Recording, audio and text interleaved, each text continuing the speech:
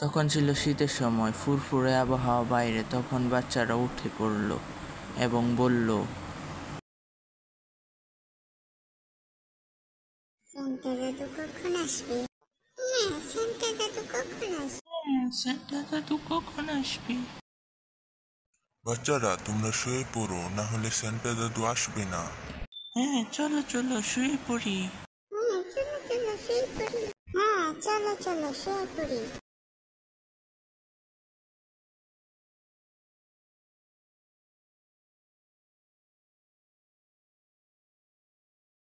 তখন তারা সঙ্গে সঙ্গে শুতে চলে গেল এবং পরের দিন